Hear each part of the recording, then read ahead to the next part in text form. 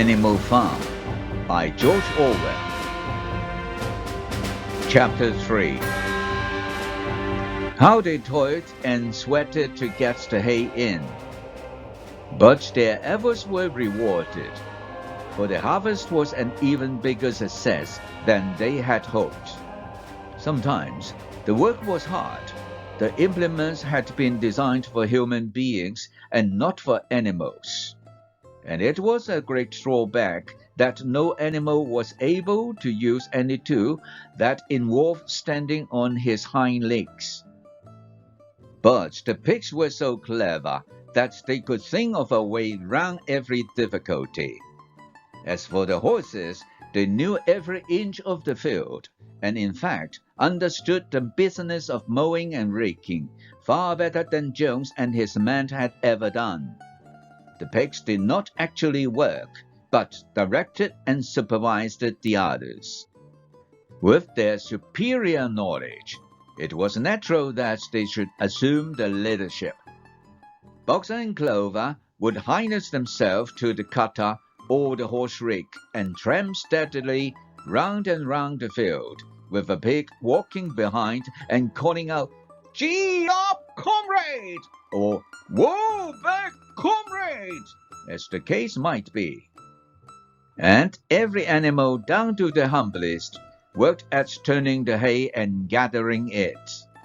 Even the ducks and hens toiled to and fro all day in the sun, carrying tiny whiffs of hay in their beaks. In the end, they finished the harvest in 2 days, less time than it had usually taken Jones and his men. Moreover, it was the biggest harvest that the farm had ever seen. There was no wastage whatever. The hens and ducks with their sharp eyes had gathered up the very last stalk, and not an animal on the farm had stolen so much as a mouthful. All through that summer, the work of the farm went like clockwork. The animals were happy, as they had never conceived it possible to be. Every mouthful of food was an acute positive pleasure. Now that it was truly their own food, produced by themselves and for themselves, not doled out to them by a grudging master. With the worthless, parasitical human beings gone, there was more for everyone to eat. There was more leisure too. Inexperienced though the animals were, they met with many difficulties. For instance, later in the year, when they harvested the corn, they had to tread it out in the ancient style, and blow away the chaff with their breath. Since the farm possessed no threshing machine, but the pigs with their cleverness and Boxer with his tremendous muscles always put them through. Boxer was the admiration of everybody. He had been a hard worker even in Jones' time. But now he seems more like 3 horses than 1. There were days when the entire work of the farm seemed to rest upon his mighty shoulders. From morning to night, he was pushing and pulling, always at the spot where the work was hardest. He had made an arrangement with one of the cockerels to call him in the morning half an hour earlier than anyone else, and would put in some volunteer labor at whatever seemed to be most needed, before the regular day's work began. His answer to every problem, every setback was, "I will work harder," which he had adopted as his personal motto. But everyone worked according to his capacity. The hens and ducks, for instance, saved 5 bushels of corn at the harvest by gathering up the stray grains. Nobody stole, nobody grumbled over his rations. The quarreling and biting and jealousy, which had been normal feature of life in the old days, had almost disappeared. Nobody should, or almost nobody. Molly, it was true, was not good at getting up in the mornings, and had a way of leaving work early on the ground that there was a stone in her hoof, and the behavior of the cat was somewhat peculiar.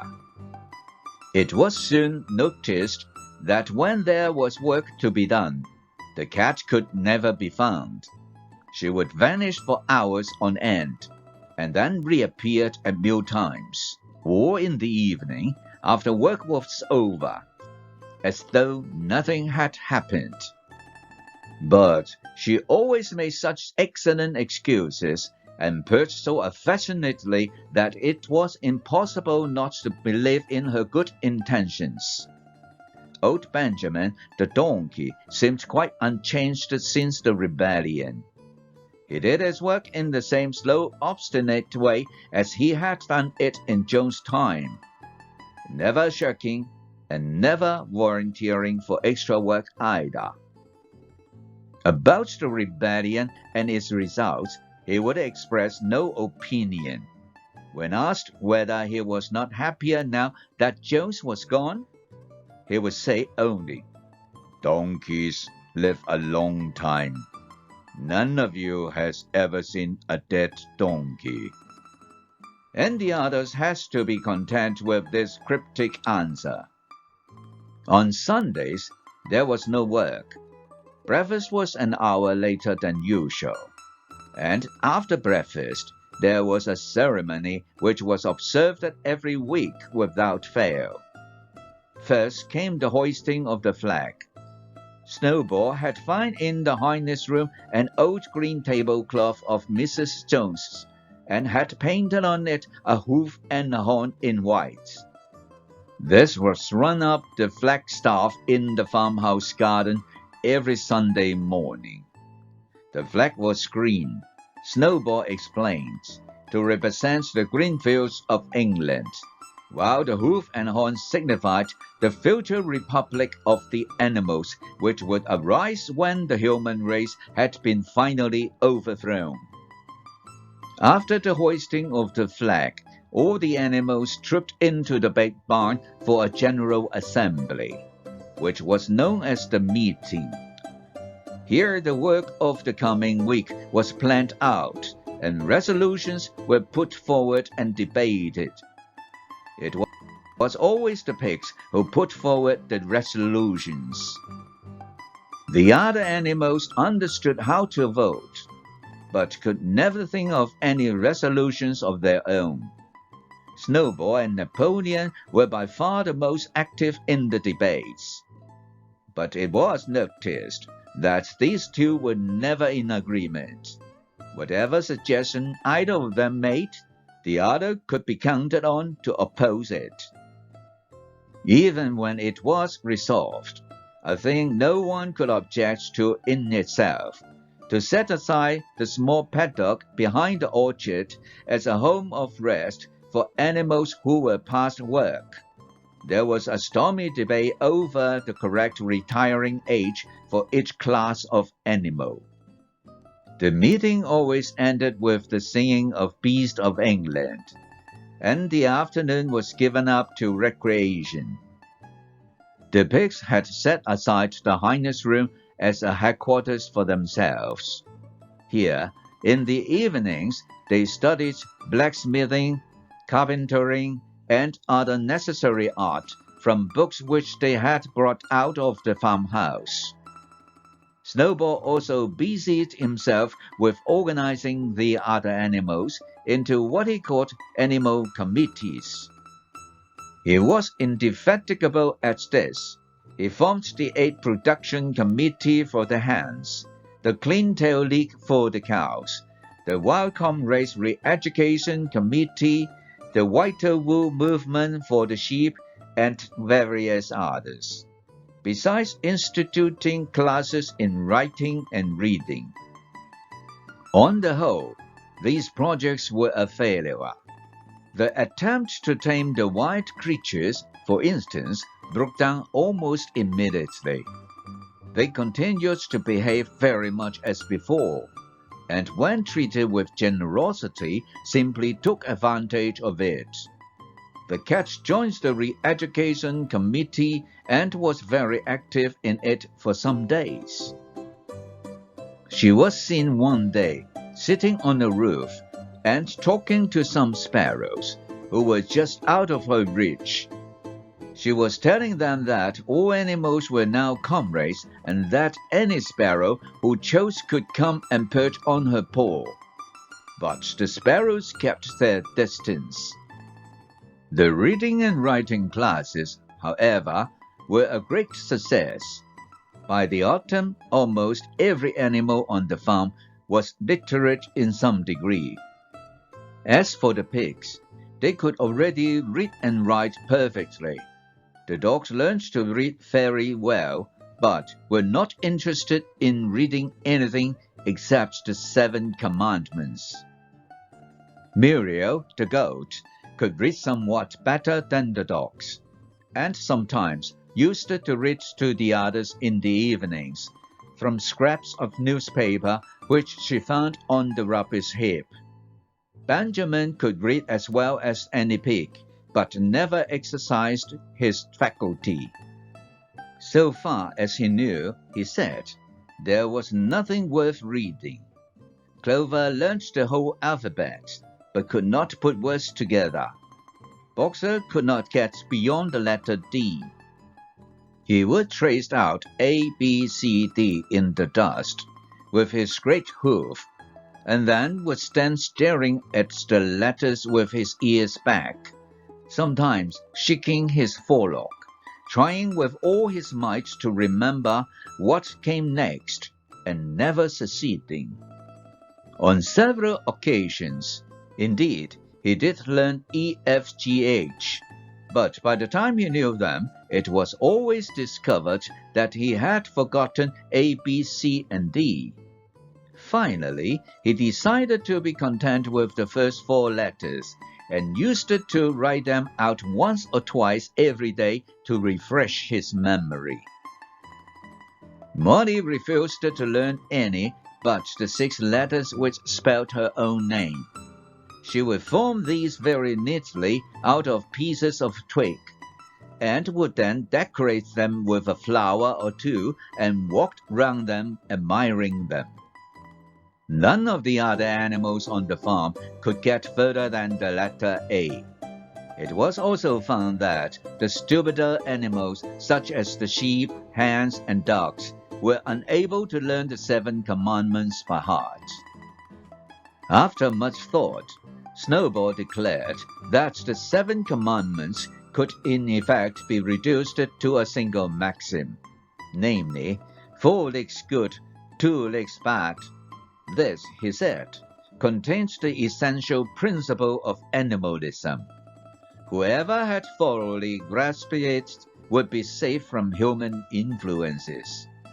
The birds at first objected, since it seemed to them that they also had 2 legs, but Snowball proved to them that this was not so. Our birds wing comrades, He said, is an organ of propulsion and not of manipulation. It should therefore be regarded as a leg. The distinguishing mark of man is the hand, the instrument with which he does all his mischief. The birds did not understand Snowball's long words, but they accepted his explanation, and all the humbler animals set to work to learn the new maxim by heart. 4 legs good, 2 legs bad, was inscribed on the end wall of the barn, above the 7 commandments and in bigger letters. When they once got it by heart, the sheep developed a great liking for this maxim, and often as they laid in the field, they would all start bleating, 4 legs good, 2 legs bad, 4 legs good, 2 legs bad, and keep it up for hours on end, never growing tired of it. Napoleon took no interest in Snowball's committees.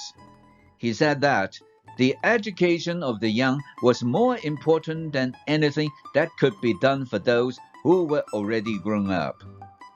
It happened that Jessie and Bluebell had both whelped soon after the hay harvest, giving birth between them to 9 sturdy puppies. As soon as they were weaned, Napoleon took them away from their mothers, saying that he would make himself responsible for their education. He took them up into a loft, which could only be reached by a ladder from the harness room, and there kept them in such seclusion that the rest of the farm soon forgot their existence. The mystery of where the milk went to was soon cleared up. It was mixed every day into the pig's mash. The early apples were now ripening, and the grass of the orchard was littered with windfalls. The animals had assumed, as a matter of course, that these would be shared out equally. One day, however, the order went forth that all the windfalls were to be collected and brought to the harness room for the use of the pigs. At this, some of the other animals murmured, but it was no use. All the pigs were in full agreement on this point, even Snowball and Napoleon. Squealer was sent to make the necessary explanations to the others. "Comrades," he cried, "you do not imagine, I hope, that we pigs are doing this in a spirit of selfishness and privilege. Many of us actually dislike milk and apples. I dislike them myself. Our sole object in taking these things is to preserve our health. Milk and apples contain substance absolutely necessary to the well-being of a pig. We pigs are brain workers. The whole management and organization of this farm depend on us. Day and night, we are watching over your welfare. It is for your sake that we drink that milk and eat those apples. Do you know what would happen if we pigs failed in our duty? Juice would come back. Yes, Juice would come back. Surely, comrades," cried Squealer almost pleadingly, skipping from side to side and whisking his tail. "Surely there is no one among you who wants to see Juice come back?" Now, if there was one thing that the animals were completely certain of, it was that they did not want Jones back. When it was put to them in this light, they had no more to say. The importance of keeping the pigs in good health was all too obvious. So it was agreed, without further argument, that the milk and the windfall apples should be reserved for the pigs alone. This is the end of chapter 3. To be continued in chapter 4. See you then.